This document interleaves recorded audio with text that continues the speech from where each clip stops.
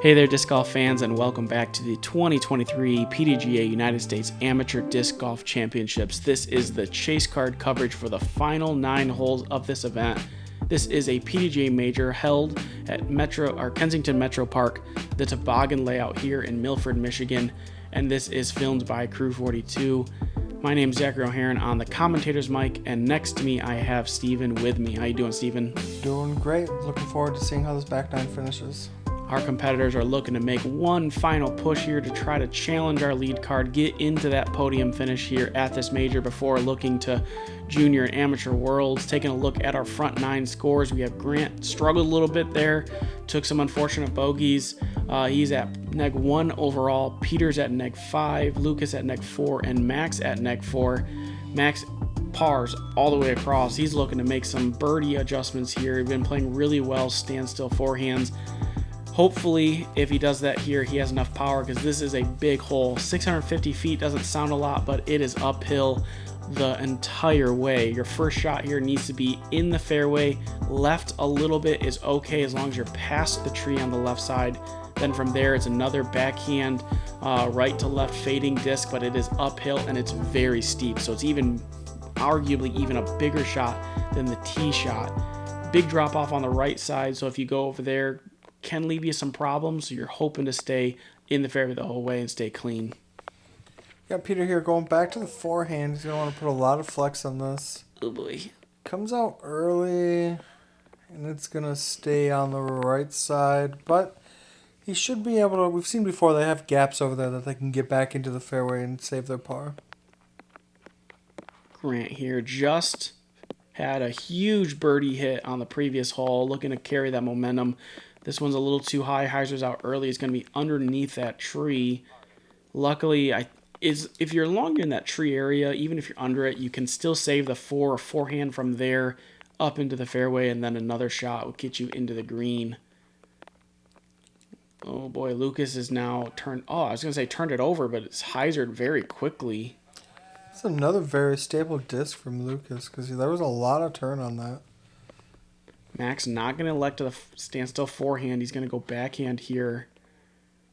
This needs to keep fading to the right. It's not going to. It's going to get underneath that tree as well.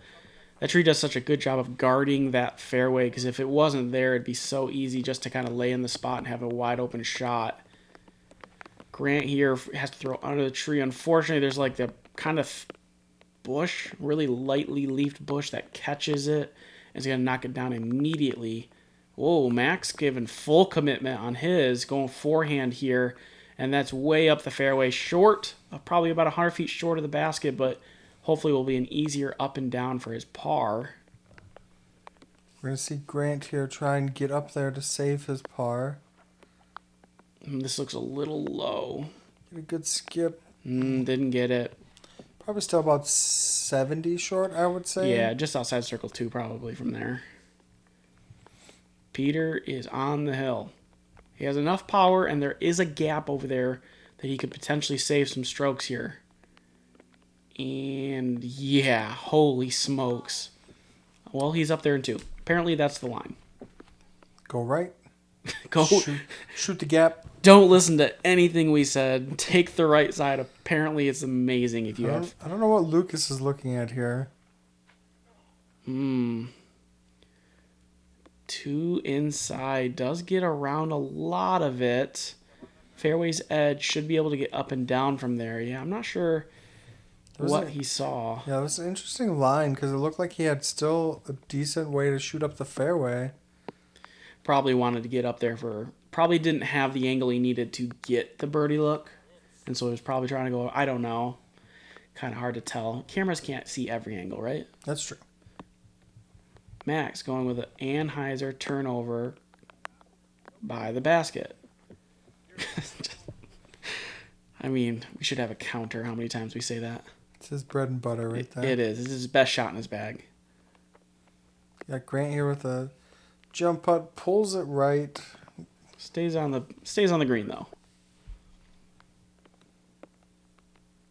Peter here with a birdie look. Yes, Peter, back-to-back holes. Good for him. This is a tough hole too. Hole 10 playing as one of the hardest holes, in fact, the hardest hole in the day, and he is one of 2 birdies on this day. The other one coming from Alex Banning, who we had on coverage the day before. Grant taking his time. He's already had enough mistakes for the round. He's done with those. He's going to just try to make sure he stays focused here. Unfortunate bogey again, just from the first or his second shot, not able to cleanly get out from underneath that tree. And we're going to move on to hole 11. This is a birdieable opportunity, 512 feet. Steven, what's the play? You want to do the power forehand coming in low through the gap to stay in the fairway. If you go high, you have a chance of leaking right. Or you can do the backhand turnover and try and get it to hyzer back towards the pin. I think if you have the power, you should go over top every time. Just put it on Anheuser if the wind isn't pushing right to left. Ooh. Well, we see Peter here definitely has the power to go over top, but he kept it low with some Anheuser. It comes up just off the fairway. I think he's in that long stuff on the left. Probably about, what, 30, 40 feet? Yeah, I think he's a little closer. I would say somewhere between 30 and 35, but we'll see when we get down there where that ended up rolling. Lucas here with the over the top. Doesn't look like he committed enough to the turn, but right. Still not too bad. He'll have a look for his birdie. I think that's why I like the over the top better, just because like that's the miss, right? Mm-hmm. He's getting a circle 2. If you miss going low, it's like no birdie look. Max is calling for this to hyzer quickly. And a hyzer's enough. It's going to be inside circle. The low gap just like attacks the basket better, but the high gap just has, I think, a smaller error, assuming you have the power for it. Yeah, this is what I was afraid of. That looked to slip out of Grant's hand, but fought through the tree at least, so he should be able to get up and down and save his 3. Very fortunate.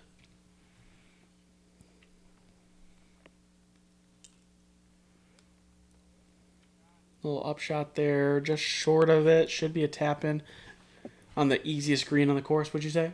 I would have to say so. Next one, probably 18. Yep. Oh, Peter. Oh, no, that's Lucas. I'm sorry. Lucas not able to convert that one just right. This one's Peter. Made some good putts so just last couple holes, but that one also leaking just right. Max looking to get on the board for first birdie of the day. There we go. He's gone 10 pars in a row. Finally gets that green color that he's been looking for. And even, honestly, today in these conditions, a couple of those green ones is going to be what you want. You see Lucas kind of disappointed. He knows that's one he should be getting. Wasn't able to convert it this time, though. Peter goes in with his par, and we should see Grant get his par as well. That's going to move us on to hole 12.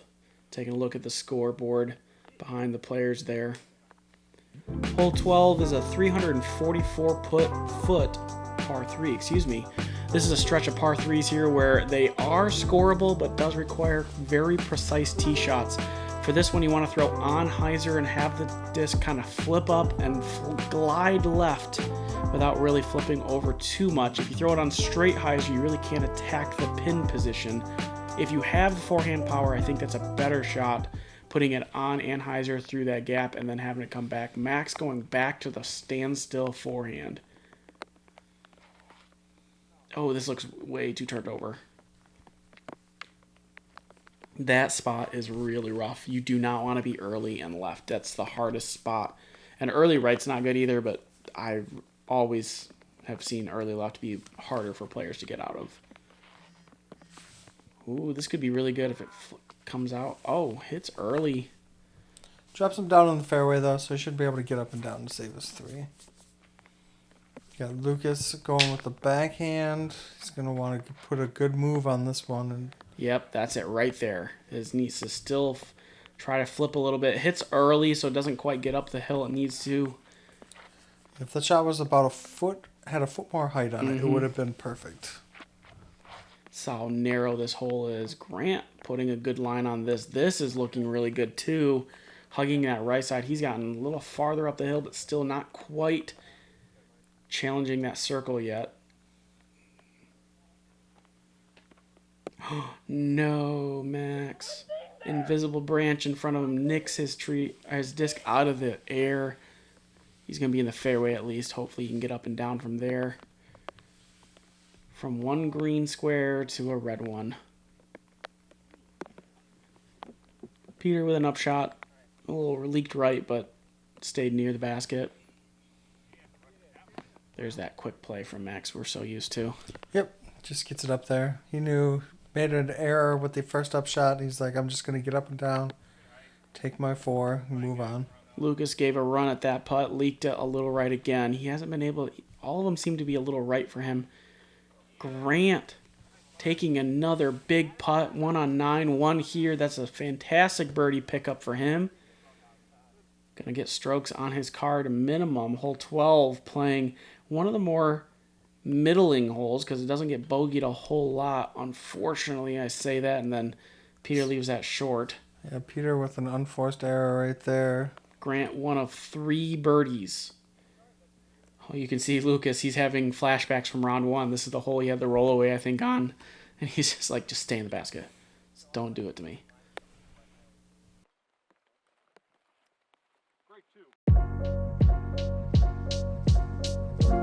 Your rating is one of the most valuable things you get with a membership. This gives you accurate numbers to track how well you've been doing and your overall improvement in the game. You also get a member number when you register with the PDGA. Your PDGA number is a stamp for when you got involved in the sport. It's a badge of pride for players and a part of your disc golf identity. Get your number today. Visit pdga.com/join. We're back here with hole 13. Steven, what's the breakdown for this one? Hole 13, you got 526 feet downhill par 3. You're looking to throw a forehand. It's going to push straight just past this tree, and then you want it to hyzer a little bit, but then also push straight through this gap to the pin. It's a very tough hole. Most players we're probably going to see come up into that gap a little bit and just have looks for birdies, but most likely just taking their 3s. As soon as someone in the disc golf world invents a forward fading disc, they will break this hole. Here we have Grant going forehand. This is a little too early, leaking right. Hits that first guardian tree. He's going to be under it. Probably will have a forehand angle at it from there.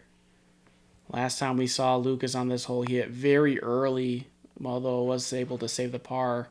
This time is able to not hit early left, but this is needing to get through a lot because it's way too far right. And he does. Gets through quite a bit of it. Oh, yeah, look at the spotter running up there. It seems like he got fought through there quite a bit, actually. Thank you again, all the spotters. This is a rainy day. It's a kind of a miserable day, but they are out there in force, helping the event, keeping everything moving smoothly. No lost discs, hopefully, today.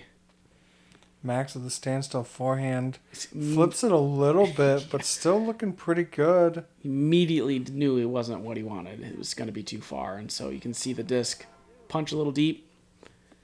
Hopefully he'll have a gap and get out for a par.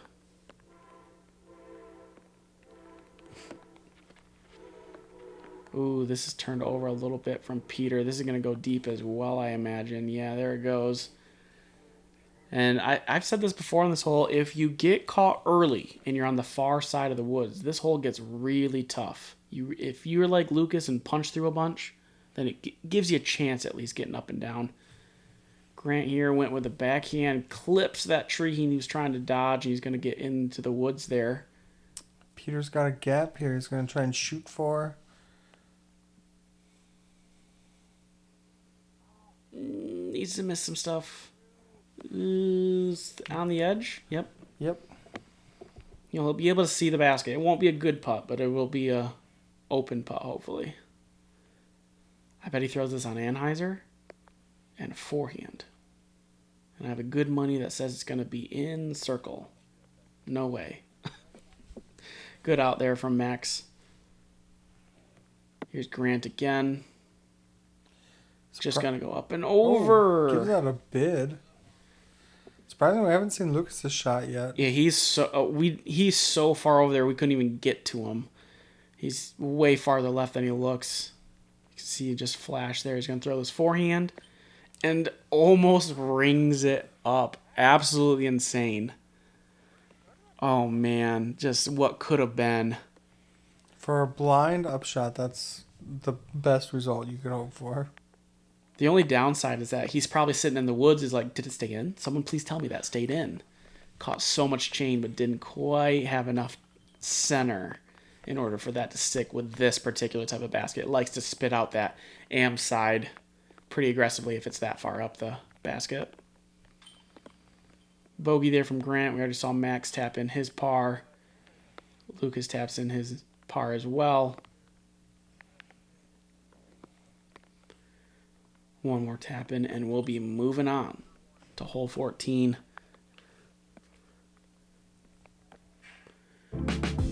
Speaking of hole 14, 837 feet, par 4. Plays as one of the more difficult par 4s just because it requires so much distance off the tee to be able to attack for a birdie. You really want to be the base of the hill if you can. From there, it's a backhand hyzer, right to left as much as possible into this green. They've cleared up a ton of the brush, so even if you're a little early, you'll still get your putt. The only danger is if you go really deep in the basket, and there's not a whole lot of guys in this field that are going to have that much power. Yeah, Lucas here looking to unleash on this shot. Boom. Beautiful flight. It's going to be right in the center of the fairway, way up there. Max up next. Not going to go standstill forehand for this one. Got to get a little farther up. Uh-oh. Yeah, you can see him kind of hobbling there. I don't know what the injury Max has had. You can see him wearing the knee brace. A little bit of a slip on the pad can kind of give you that shock a little bit in a previous injury. Hopefully he'll be okay. But he'll be out there in the fairway. Grant also just ripping on this one, trying to move up the fairway as much as possible. Does a good one. You can see him past Max's disc from the fairway. And here comes Peter with the forehand. I think this is his Nuke OS. Oh, a lot of angle. Too much. I just said it's a Nuke OS, and then we see it cut roll. Yeah, it doesn't. I don't think people understand how much power it requires for you to do that to a Nuke OS. He's going to probably try. It looks like he's going for a roller here to try to attack up the hill. Oh, and he turns this one over too much, and it's going to cut and go to the left. Stay in the fairway at least, so he's not going to have compromised footing, but it's going to make the par really difficult. Max going back to the standstill forehand, just looking to get up the fairway, take his par after that slip on the tee pad. Yeah, I wonder how many of them we'll see forced here. It just kind of depends on how that injury is sustained, right? How much he feels confident in that knee. Grant with a beautiful shot just to get up almost to the top of the hill. Yep, he'll see the basket from there, and that's really important. Long look from there. Lucas, lots of power. He is thinking pin. He's going to try a little flex shot this time. Give himself a little extra distance. Gets on top of the hill. He'll be long circle 2. We got a rare backhand by Peter. What is happening?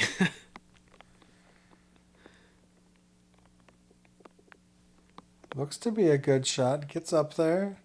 This is circle's edge, maybe just inside circle. So he's thrown 3 backhands that we filmed. One of them parked a tough hole 5. One of them now is a great save on hole 14, and then the other one was on hole 5, but drifted a little too far left. So he's 66% accuracy with his backhand. That's better than a lot of people. I mean, his backhand's pretty solid. I would have to agree. Next year, we need him on a feature card. We want to see his development on his backhand. He's going to watch this and say it's forehand only now. Yep. just to stick it to me. Grant. I'm never throwing a backhand again. Even if it's a Mando backhand. Grant trying to give that one a run. It's going to be by the basket. Lucas with the open look. Gives a little bid there on the right side. Sticks by the basket. Peter circles edge for a par save. Oh, and it's just off the top band. I was rooting for it. I just wanted his backhands to be super successful. Max, give a little fist pump there. He's in for his par. Seems to be doing all right after that slip. Mm-hmm. So hopefully there's no damage and he'll be able to finish strong.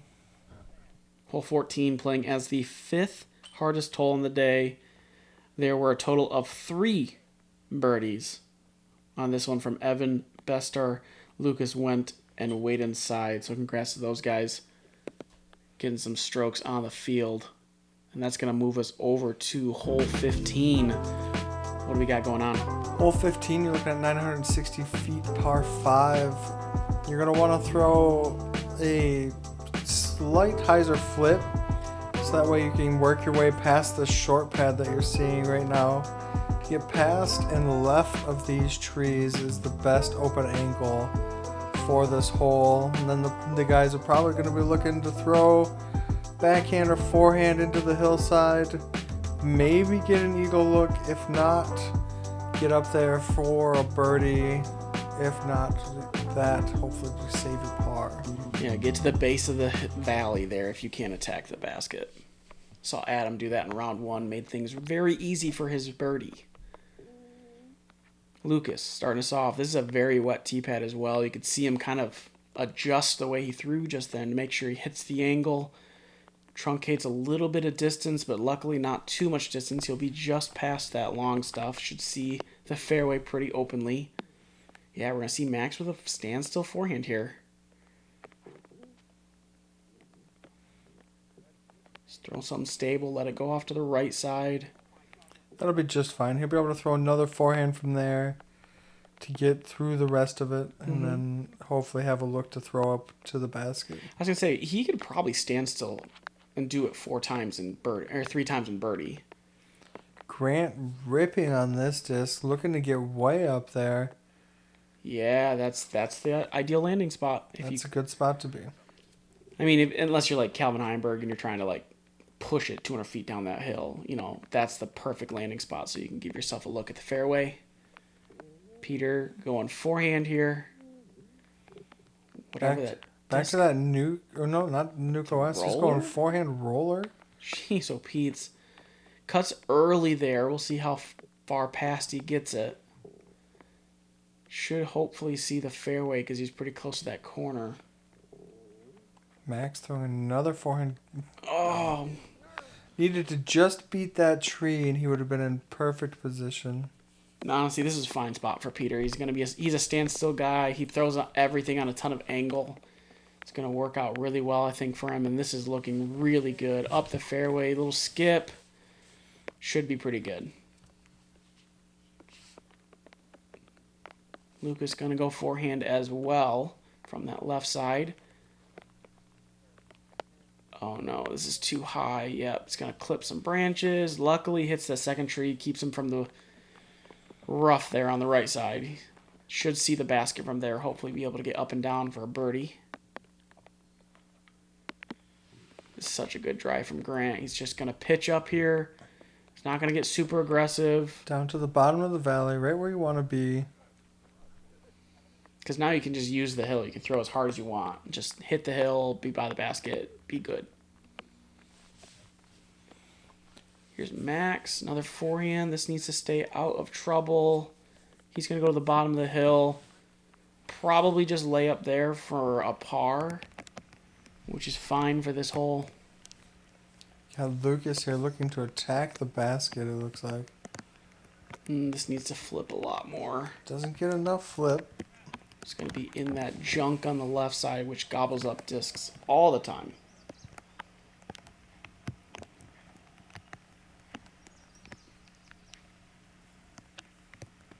Peter here throwing another forehand, coming in with some hyzer. Gonna want to beat those trees.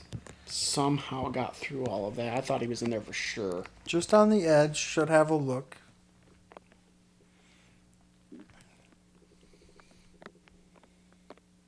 Grant throwing forehand. Too high. Sit down. Going deep of the pin. Yeah, that's the danger. Use the hill. That's the thing. You got to use that hill so it slows it down. You can throw hard like that. This needs to sit as well, Max. Yeah. That'll work.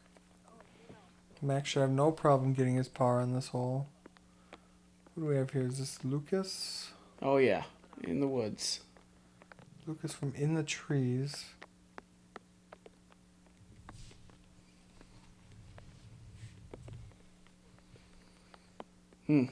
Just right of the pin. Gives it a bid from being in there. That's pretty good. Cameraman nearly whacked again.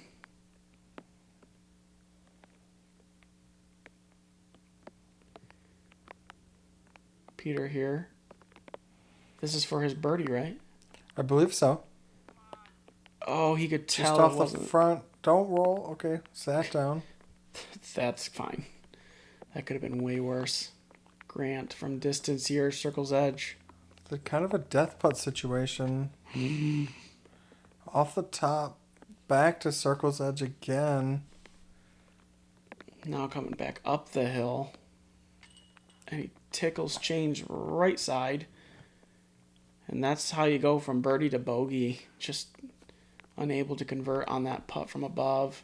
Honestly, has the worst basket reaction you can possibly have other than a rollaway, which is to hit off the top and skip.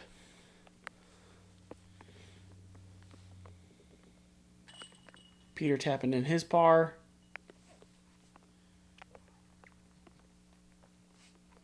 Grant for his bogey. We're going to have Max with his par. Easy peasy. And moving on. Right after a quick break.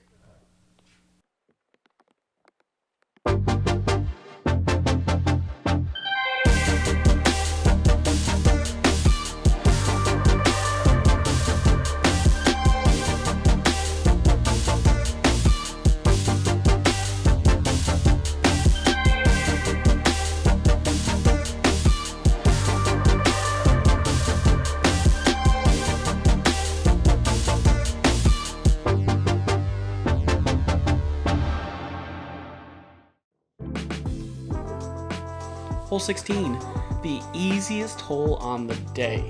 396 feet, very attackable. It's downhill the whole way, so very approachable. You can throw mid-range at this one. Heiser flip to flat or throw something flat through the gap the zone is flying through right now, or you can throw something like a turnover or Anheuser forehand onto the left side and then try to get under that pine tree and have it skip back to the right. Got Lucas here, gonna go with a straight shot if he can, trying to flip this up. Hit some late flip, but got caught early. He's going to be short of those pine trees. Going to make it probably just a layup. Max here with another standstill forehand. He has the power to get to the pin still, even with this throwing standstill. Oh, he's choosing not to go through the Anheuser gap. He's going to take the straight gap, and he's going to get rewarded for it. He's going to make it into circle's edge probably. It's a good shot. That's a tough one to keep it that straight for 370 feet. Peter's going to go with the left gap if he can. He's going to miss some stuff. It's going to cut out a little too early. He's going to be short. Hopefully he'll see the basket from there, but good chance he doesn't.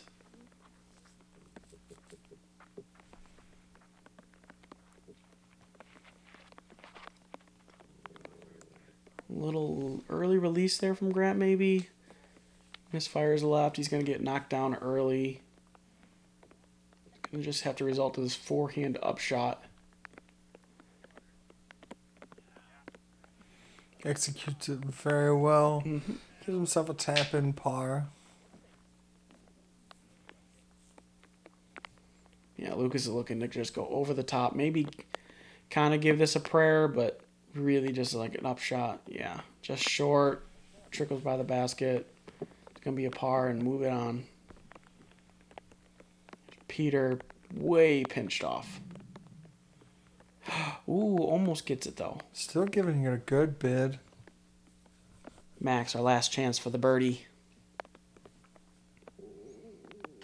Cash. He knows that's big, runs it in.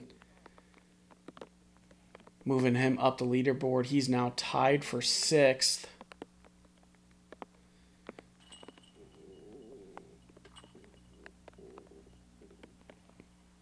We got some tap-ins here, and we're going to be moving on to the last 2 holes of the course.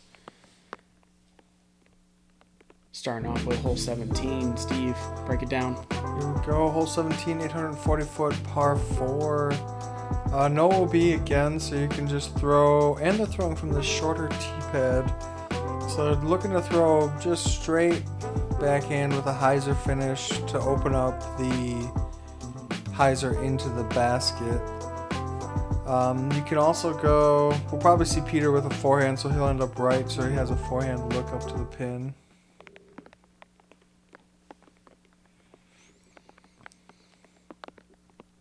Max not going standstill forehand.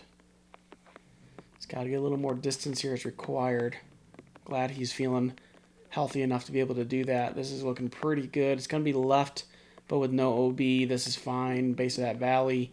Makes it a really, hopefully an easy 4, but maybe in a 3 look or birdie look if he can get up the hill. Lucas looks like he's trying to smash this. Boom, big anhyzer. Giving it lots of time to flex back. That's going to be a good shot. He's going to be down there in that valley. But like I said, he'll be able to throw a hyzer into the pin from there.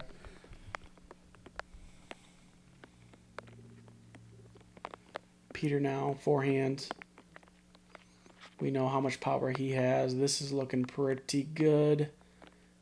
He may have wanted a little more angle on this, but this is going to land right in the traditional fairway for this hole. That's where that would be inbounds for D-Glow. That's where you would want to be. Grant here trying to match that. Oh, he could tell immediately that it was too high. Maybe the towel moving out from under him. He's going to end up left on that hillside. It'll be a little bit more of a difficult shot. With the run-up. He will be a little higher up, though, so we'll see if that will help him reach the basket from here, but hopefully the downhill isn't too much. Like you have mentioned, it doesn't impact him too much. Oh, and he releases this too low. It's going to be in that rough stuff. Hopefully he'll have some kind of a upshot from there.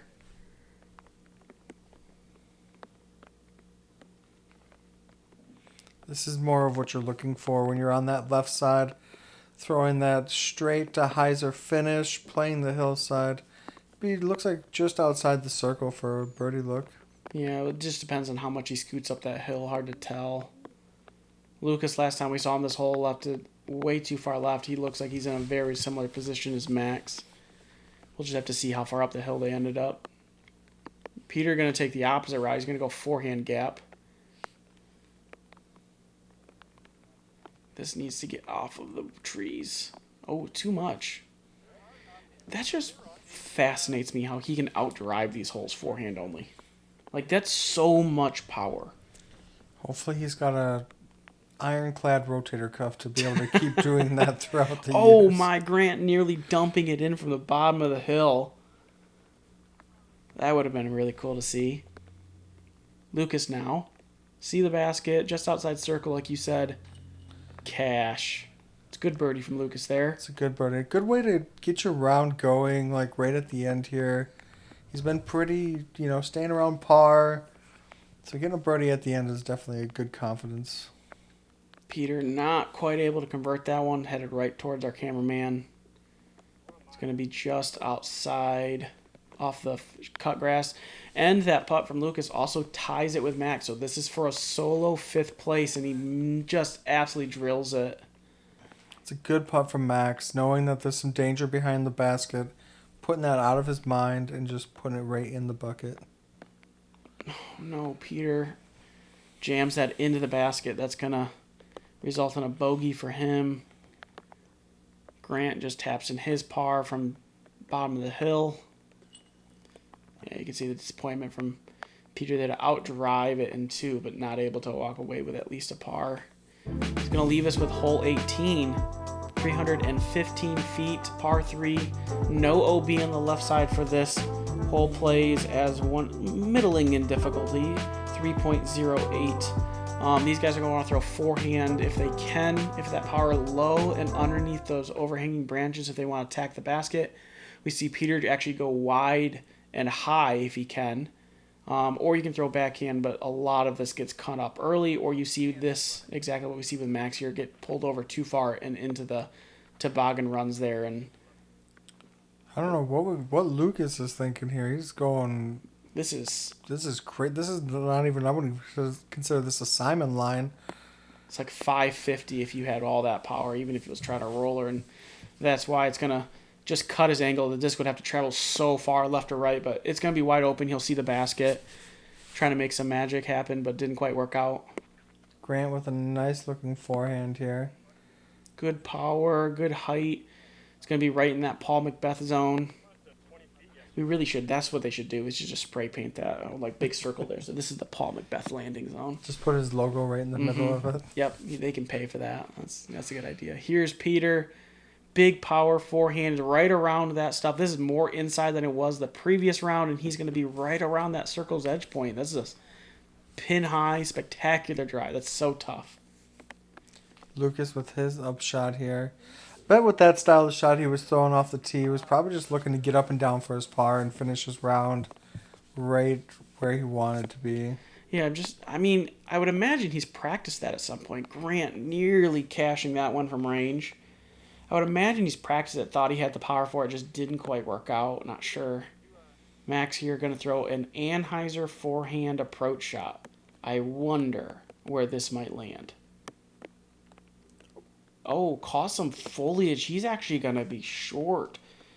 That putt's kind of big. It kind of leaves that tied 6 Lucas group chance to kind of get into that tied 5th.